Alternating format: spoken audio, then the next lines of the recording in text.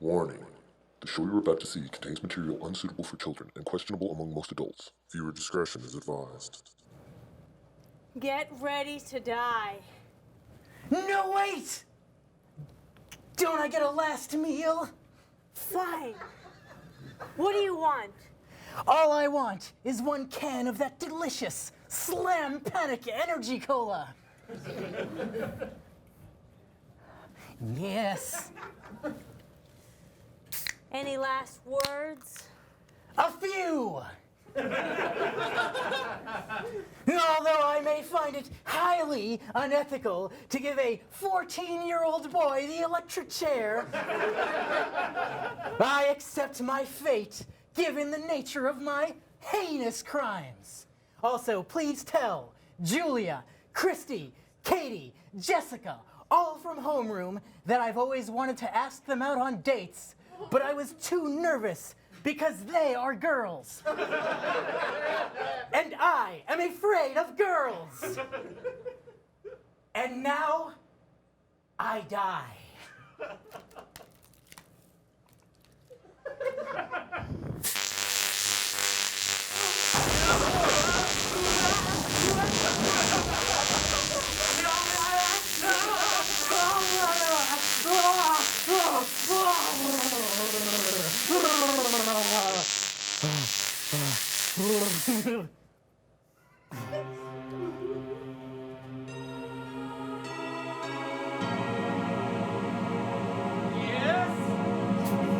Yes! My calculations were correct! The mixture of Slam Panic Energy Cola and the electric shock have instilled me with powers that are both super and villainous! I can feel the super strength and electricity flowing through my intelligent veins. I shall no longer be known as Bryce Bixby, but instead, Bryce Bixby, evil boy genius. Now I shall have my sweet, sweet revenge, and nobody will be able to stop me. Nobody, not even... I'm Doc Freakman and get a divisor!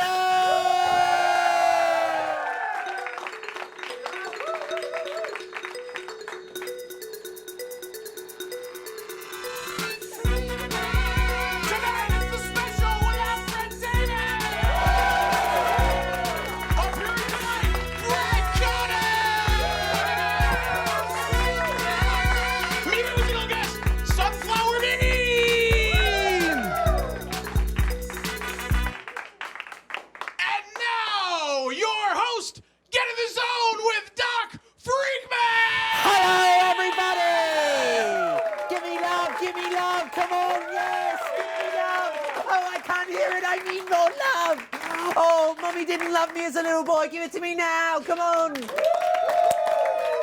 Hello, everyone. Hello, and welcome to Freakman Zone, your #1 most fun science show on Saturday mornings. And of course, who am I without my announcer, Electronic?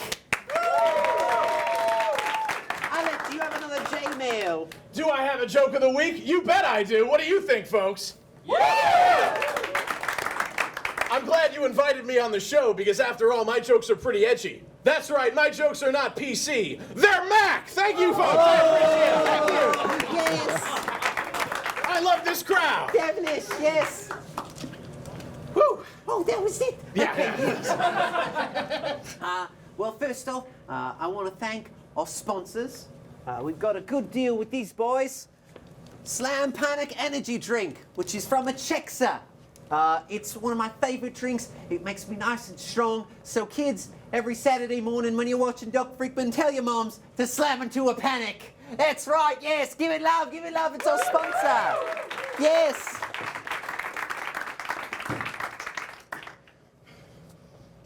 Hello. Hello. Well, it seems like we're going to do our first experiment. Here's one of our whiz kids. Little late. But that's okay. This ain't school. You could be tardy here. It's fine. So tell me a little bit about yourself. Sure. My name is Bryce Bixby, and I am an very nice and pleasant boy genius. And I am also very, very afraid of girls.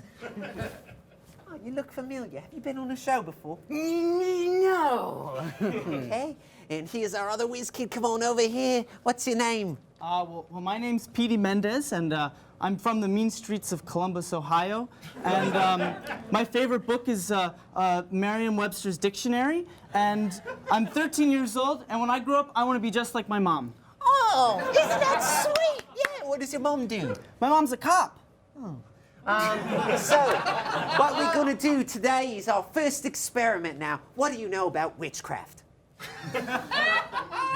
Witchcraft, some say it's not science, but witches will tell you it's their science.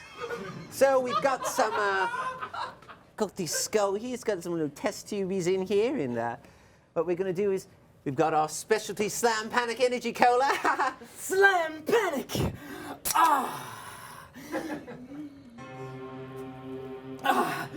Yes! The Slam Panic is pure! Say goodbye, Freakman! Goodbye. Freakman, look out!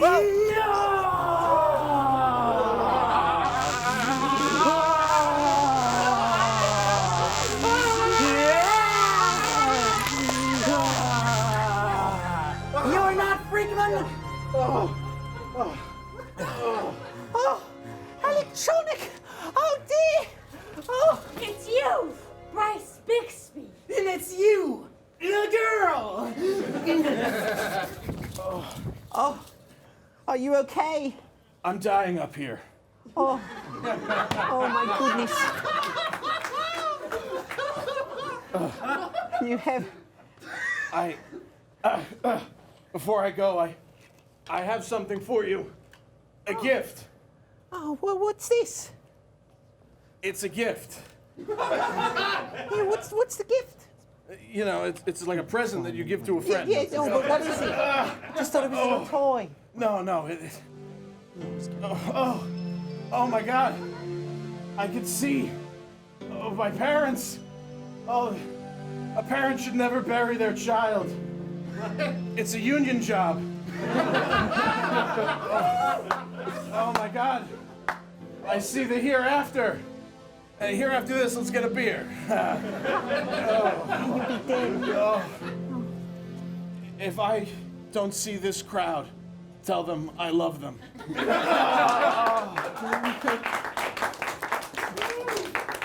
you know that man? No, I remember he said his name was Bryce or something. Bryce Bixby.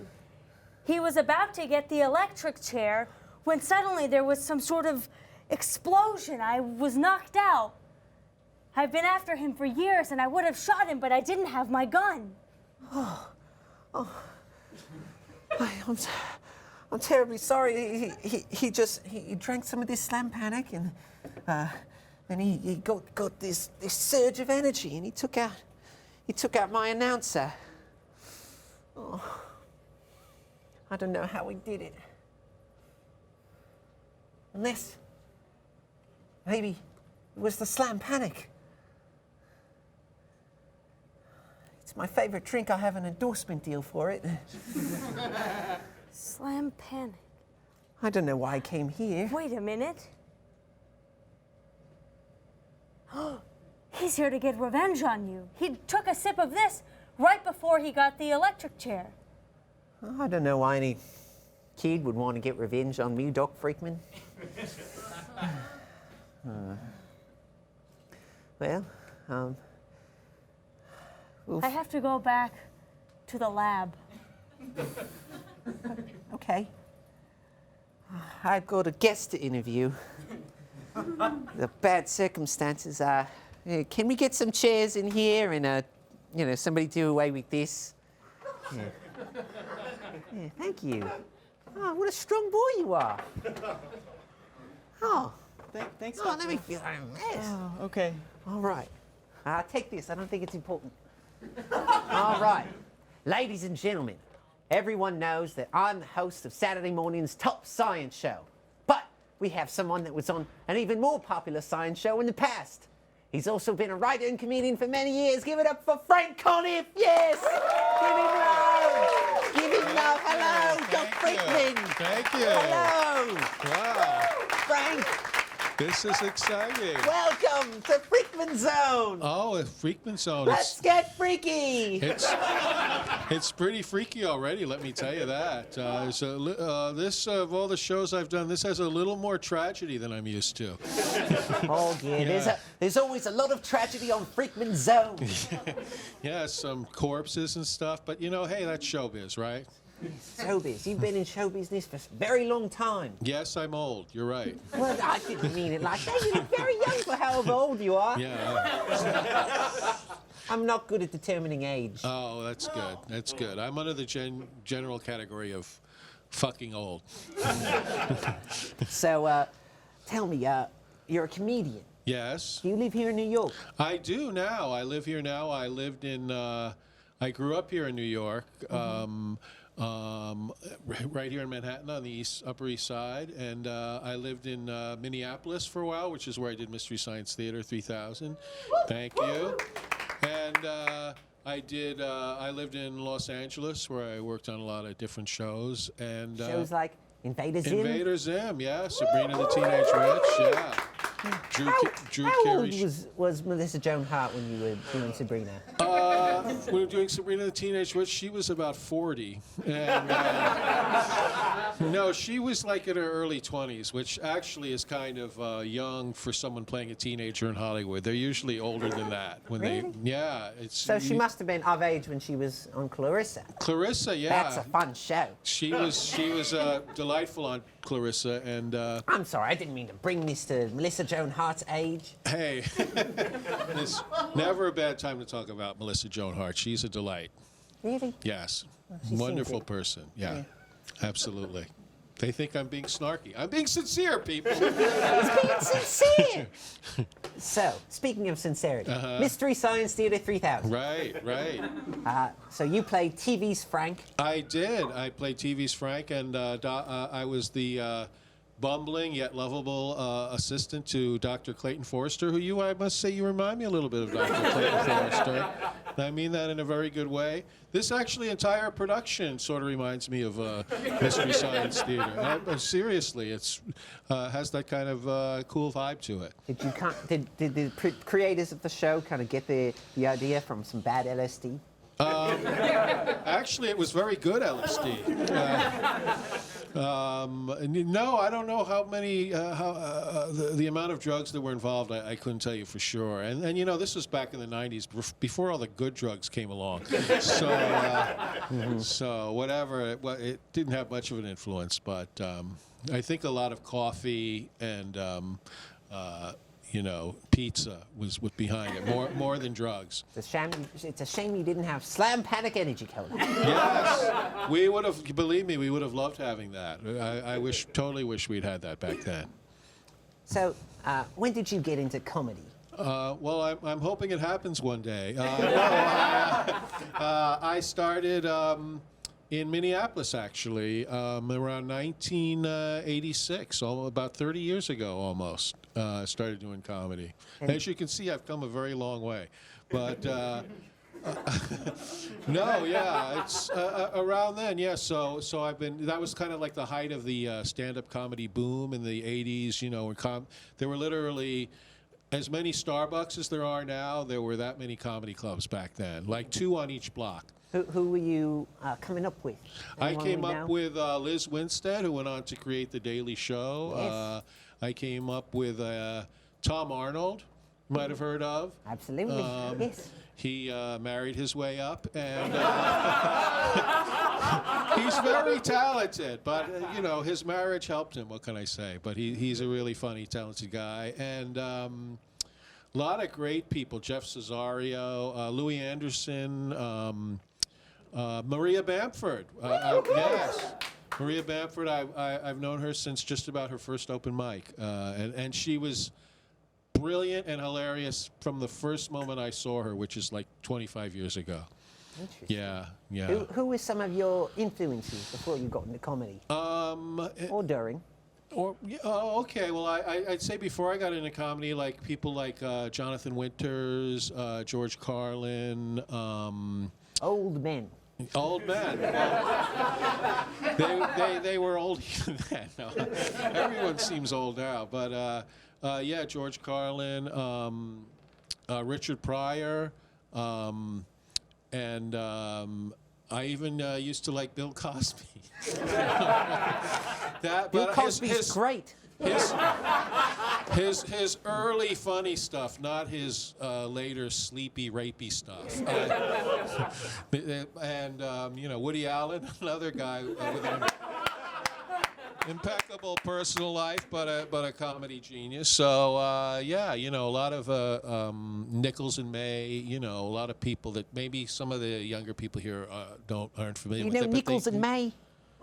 Yeah, maybe a couple Okay. of Bob Newhart, you know, and then later on in the as I did comedy, I got to meet people who ended up having a huge influence on me. People like Dana Gould, who's just a brilliant comedian, and yeah, just a lot of people that I met coming up were Joel Hodgson, Trace Beaulieu. You know, they were also really funny stand-up comics before they even did Mystery Science Theater.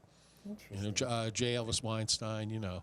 Now, when you're on stage, your comedy is not as zany as Mystery Science Theater?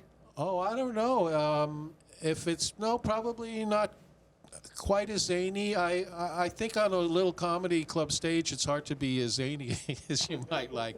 You know, can't do as many pratfalls as you might hope for. I think I just woke the dead guy with that one. I'll just grab his mic there. Yeah. We're laying him in the aisles, let me tell you. But well, oh yeah, zany. I don't know, you know, because at Mystery Science Theater, it's like you're doing sketches, you're writing riffs for movies, and stand-up comedy is kind of a whole different thing from that, you know. Well, tell me a little bit about Cartoon Dump. Oh, Cartoon Dump it kind of has a good kinship with what you're doing here, because you're doing a Saturday morning science show, and Cartoon Dump is a Saturday morning cartoon show for kids that's hosted by Moodsy, the clinically depressed owl, and it has a lot of jokes about depression and alcoholism. So it's very within the realm of my life, and also genuinely real life, actual, incredibly shitty cartoons from the 60s and 70s. Unbelievably bad. Like if Ed Wood made cartoons, they'd be like this. And so that's the first Monday of every month at QED in Queens. Okay. Yeah. So if people happen to be in the city, come on out there. It's a great place out there, QED. Well, we've got a great local audience. What if they're not local though? If you're not local, go to Travelocity and Priceline, find a good plane ticket, cheap hotel room, and please come. Well, you heard it there. That's what's known as the hard sell. Tell me a little bit about Podhouse 90. Podhouse 90 is my podcast, which... I was teeing you up there. You missed it. What? What did I miss? I was saying if they can't come local, then how can they experience the Frank Conniff creative... That's what I thought. That's where I thought I was going, but the dead are rising, so anything is possible.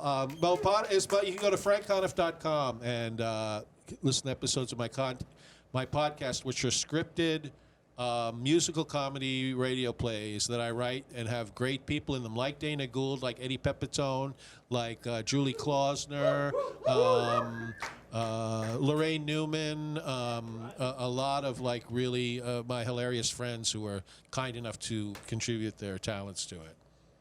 Now, sometimes your humor is a bit political. Sometimes, yeah. On Twitter, I'm very political because I find it just lends itself to that because it's a daily kind of lends itself to topical humor. I think it's I love writing jokes that won't be funny in a week. You know, it's topical comedy is really it's a very sensible career path. Let me tell you. Who do you like in this upcoming American election? Well, of course, all comedians, we love Donald Trump. He's a gift from the gods. He's so out of his mind, batshit crazy, that he's distracting everybody from how out of their mind, batshit crazy all the other Republican candidates are. This whole year is an orgy of horrible, authoritarian, potentially fascistic leaders for our country. So, for a comedian, it's like Paris in the 20s for a writer.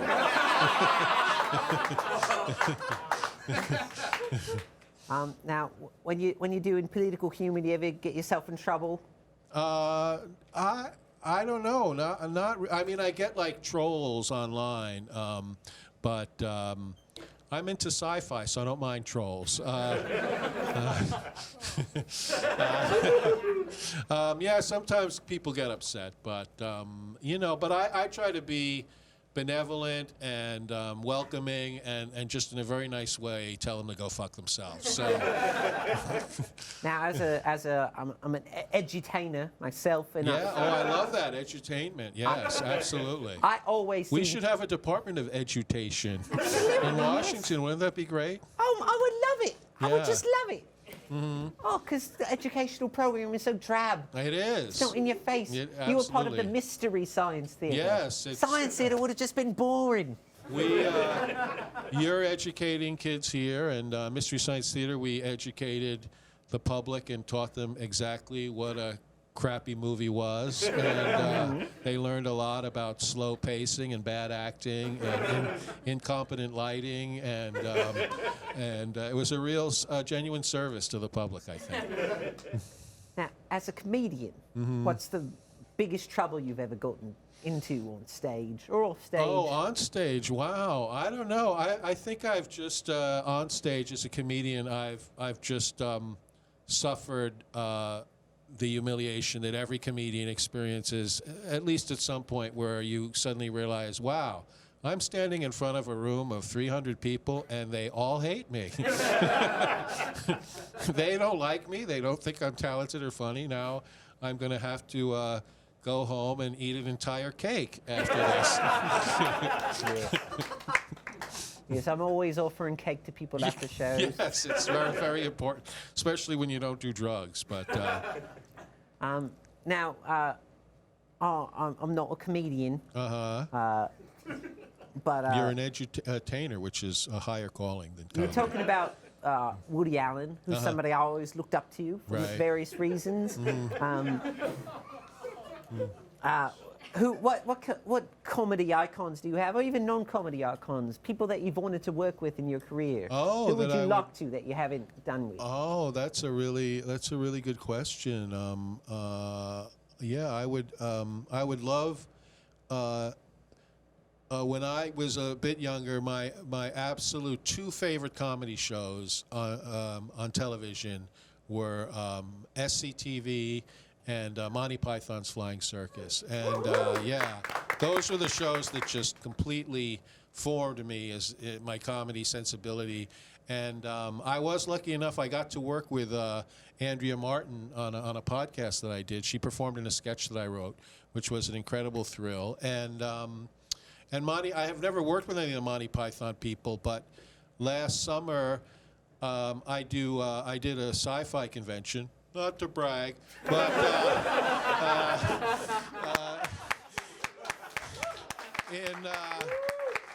in Atlanta called Dragon Con, where I'm going to be back there in a couple weeks, and I got to meet and hang out with Terry Gilliam, who, as you all know, was in Monty Python and is a great cinematic genius, and he was the loveliest, nicest person you could possibly imagine meeting. So that was a thrill, but my point is those the people from SCTV, the people from Monty Python. That would be like a dream to work with those people for me. Yeah. Now, how about people that look up to you? We have a That's just sad. don't be so hard on yourself. I know Electronic. He loved telling jokes before you know. And for someone that wants to start in comedy, what what advice would you give them? Oh well, I think advice for people who want to do comedy. It's a very simple thing actually. It's if you want to do comedy, go to an open mic, get on stage, write some material, get on stage, and if you're really devoted to it and you have a passion for it, get on stage every time you can, anywhere you can. It doesn't matter if there's 2 people in the audience or 500 people. Go wherever you can to go up and get stage time. Do it every night. Do it as many times every night as you can. And write as much as you can. Write as much new material as you can. Work on as much new material as you can.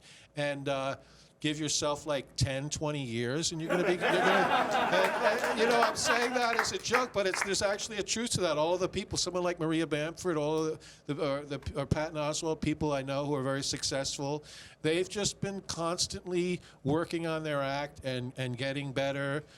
It's a constant process that's gone on for decades, you know, and don't do it unless you love it, unless you think it's really fun, because it is. It's if you're passionate about it and you love it, it's a great way to spend your time, even though there's a lot of shame and humiliation involved. But ultimately, I think it's worth it, you know, if it's what you really want to do. So if people want to find Podhouse 90, where would they go? They go to Frank. You can find it on iTunes, but frankconniff.com will have the link to it on my site, and I also have a lot of my like little comedy essays that I've been writing about the 2016 election. I've been writing stuff about that, so that's at my website as well too. And people in New York, they could go to QED and see Cartoon Dump. QED, and then I do a lot of I do the Greenwich Village Comedy Club a lot, which is on McDougal Street, and anyone who, you know, all kinds of little rooms all over town. I usually announce it on my Facebook page, not to brag, but and on my Twitter. Yes, I have a Twitter. Yeah, if you just follow those things, follow me on Twitter and Facebook, you can find out about all the silly little things that I'm doing. Excellent. You like music? I love music. What's your favorite band? My favorite band is, this is going to be a weird thing to see. I would have to say the Miles Davis Band from the 50s, when it was Miles Davis, John Coltrane, Cannonball Adderley, Bill Evans, Paul Chambers, Philly Joe Jones. That's probably my favorite band of all time. Forget them. I will. Because I want to introduce our musical guest tonight. They are from Brooklyn, New York. They are a very talented band. Please, ladies and gentlemen, put your hands together. Here's our musical guest tonight. Here is Sunflower Bean.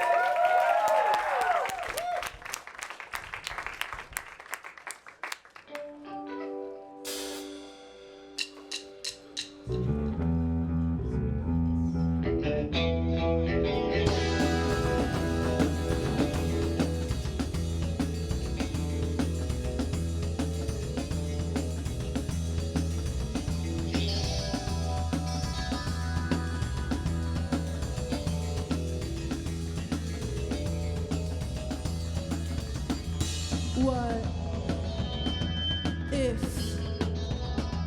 I told you'd live to be 100? Baby, would you like that?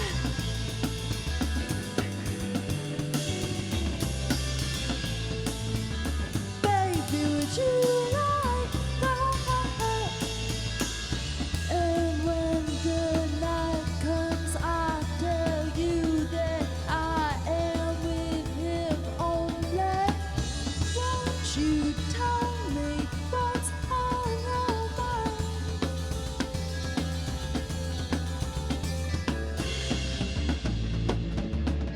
In the year 2013, year 2013, in the year 2013.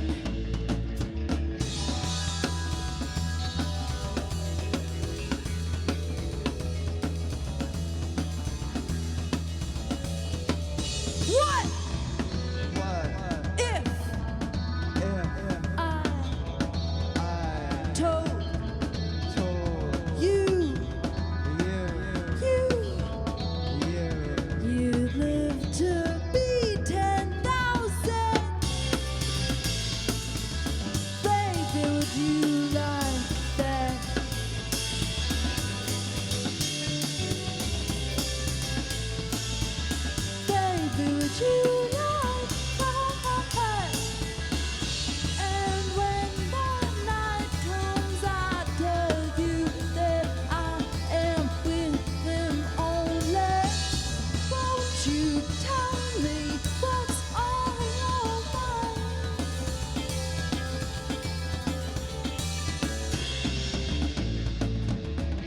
In the year 2013. In the year 2013. In the year 2013.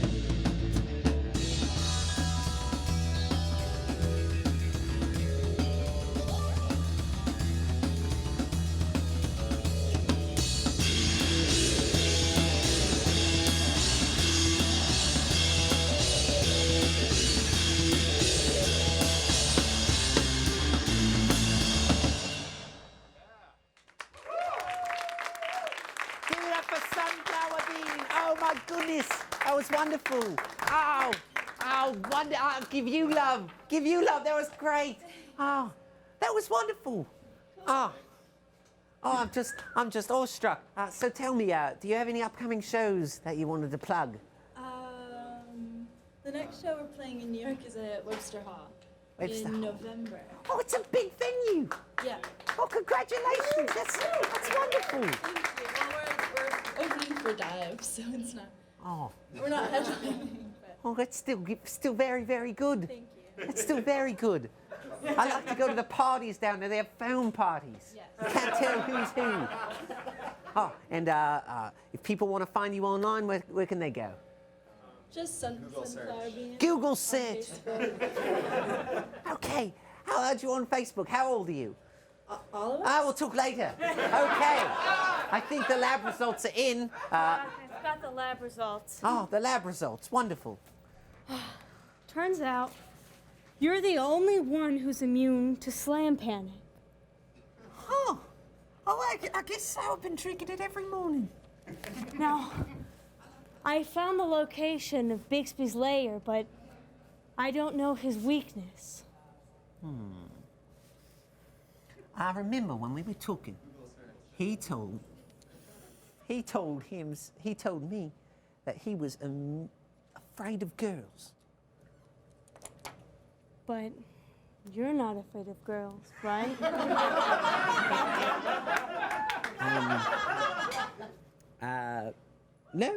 No, not.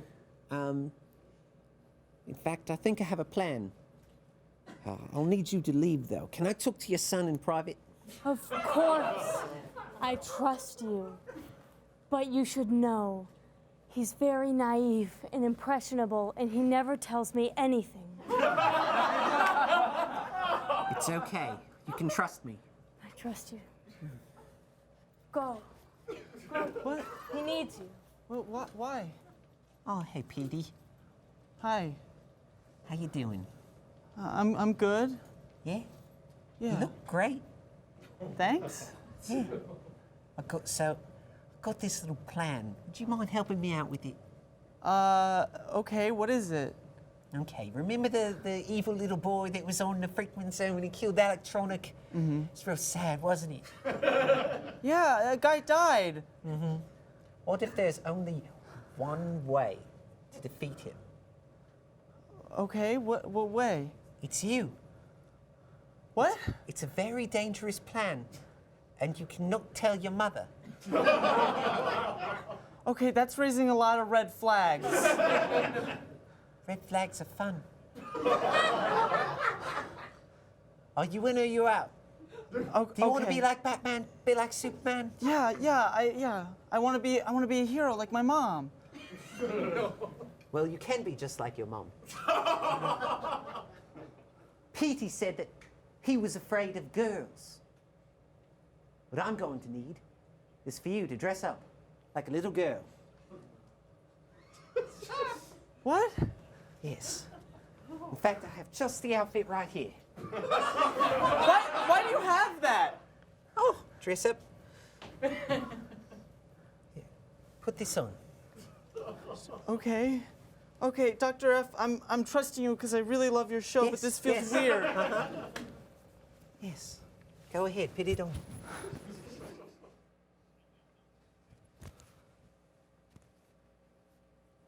I'm having a little trouble with those little arms of yours. Yeah. being a real good sport here. Afterwards, we'll go out to Subway. We'll have a nice foot long. I don't know. I don't want to go there. I don't like Subway. And then put on this nice sun hat. Okay. Oh, you Like look this? Yeah, you look just like Annie Hole. I don't know who that is. Okay, and then come over here, right under the light. Just gonna. What is that lipstick? Yes. Just put your hands down. You're safe. Close your lips. Come on, don't be smiling. Are you done? I'm not done yet. Only 25% of the way there. Oh, it's gonna look sloppy. You look like you're having a kiss. Yes. Oh. What a pretty girl you make. What?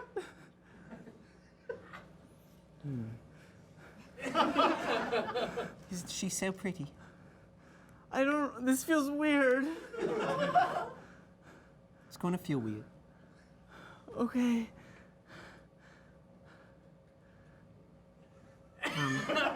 Now, do you want to maybe dance with me a little bit? What? I mean, we got the music coming back on. Oh, okay. I liked them. Okay, sure. Ladies and gentlemen, here again, Sunflower Bean.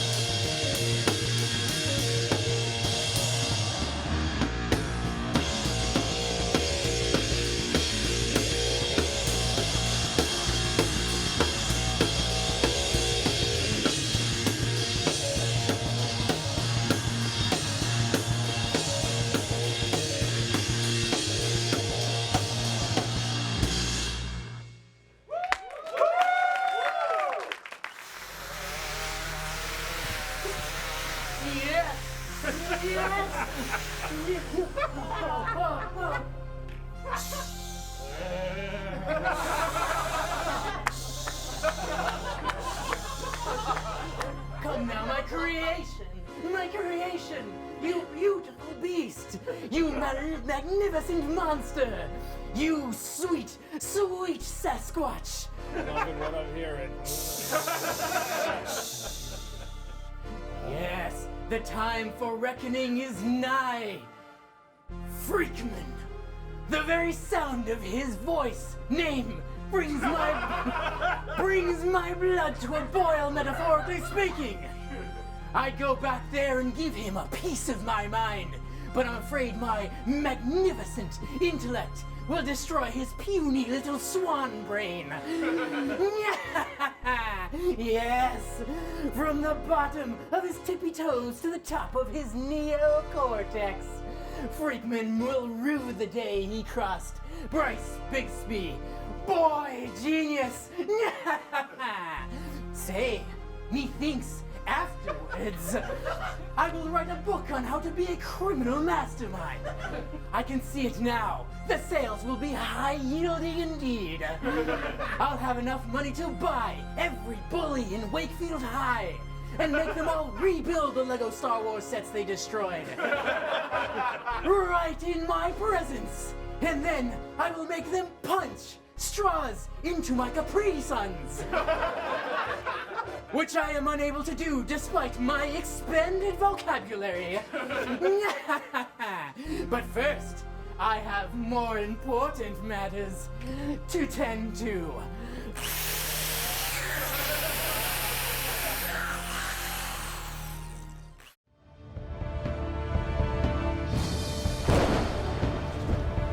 Galactic storm is picking up steam. We need to think quick. Windman, do you think I'm on it. Let's give this storm a taste of its own medicine. Stand back, everyone.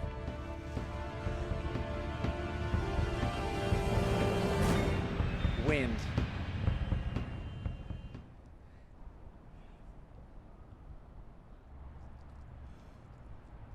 Wind.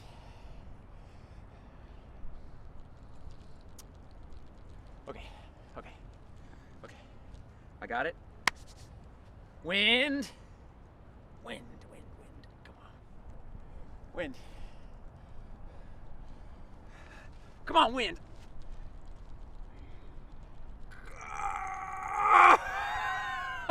Is everything okay? Yeah. I'm fine. I'm good. I'm tired. I got it.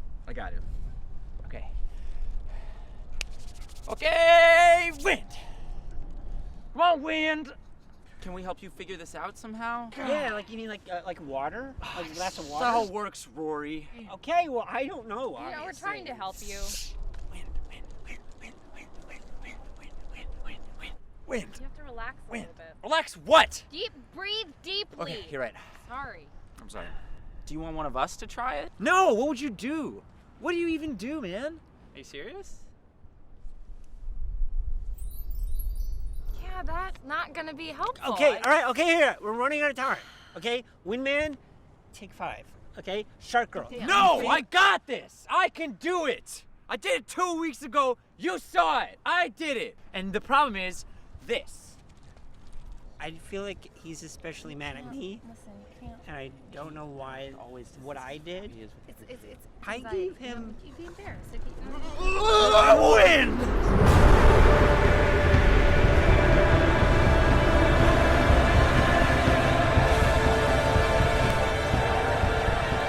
Ah.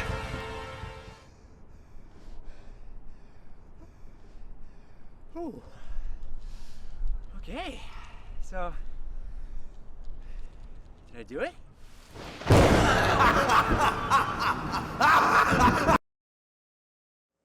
Yes! I feel the energy surging through me still, even up to an hour later. Come on! Come over here! Come over here. Freakman! Yes, shall we love? Yes. It's you, What are you doing here? I mean, perfect. You've walked right into my lair. Well, I just wanted to introduce you to a little friend of mine. Notice them? No. No, it's a girl. She has 2 boobs. No. No. Oh, Freakman, you think you've bested me already, but I have a villainous plot of my own. Oh, Grok, come out to play. Come on. Take your time. Say hello to Grok! Right here! Here he is!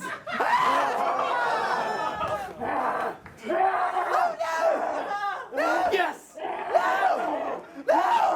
Oh, Yes! boy! I need my haircut! Yes! Destroy him! Rip out his intestines! Harm him further! Good boy, Grok. You missed a few intestines, though. Yes! Yes! Yes! Yes! What? I don't even know what this is! Yes! This was your plan? This was your plan? Stop!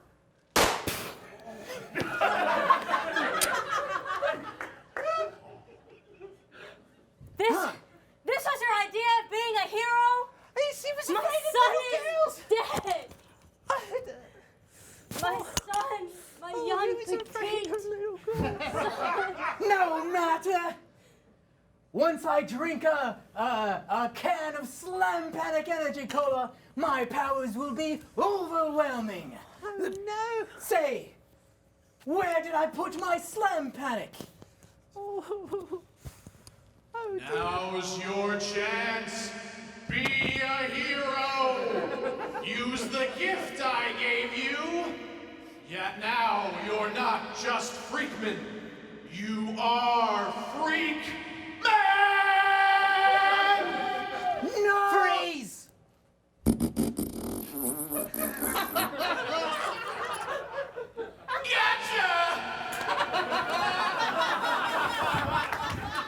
You just got pranked. Are you quite done, Freakman? Well, Where is my Slam Panic still? oh, I have a can right here, actually. Don't give it to him! Give it to me. No. Do what I said! I could use the energy, yes.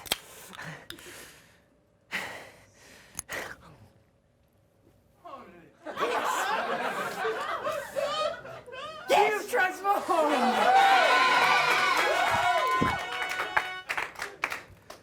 Oh, this Detective Mummy.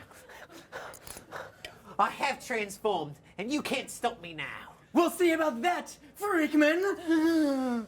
Yeah! I'm shooting electricity right now!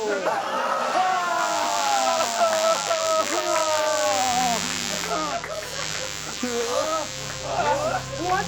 What's this? Oh! No! No! I have powers too now! I have powers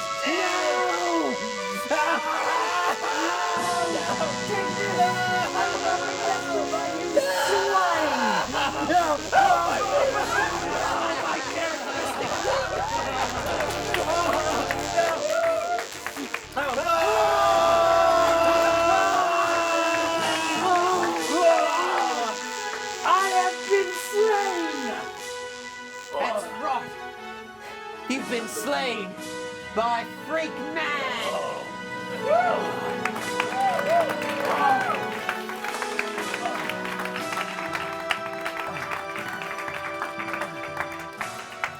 Why did you do it, Bixby? Why did I do it? You are under arrest. Oh, you're arresting me? You should be arresting him. He's the one that molested me.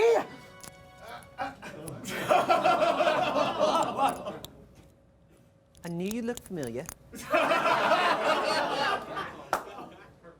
I'm so sorry. It will never happen again. That's right, it won't. Detective Mendez, SVU, Special Victims and Supervillains Unit. Doc Freakman, I am placing you under arrest for molesting this boy genius. Just the one, yes. I'm afraid I have been a naughty boy, I suppose. I'll have to come back for my dead son another time. Oh, thank you for watching Freaking Zone, I guess.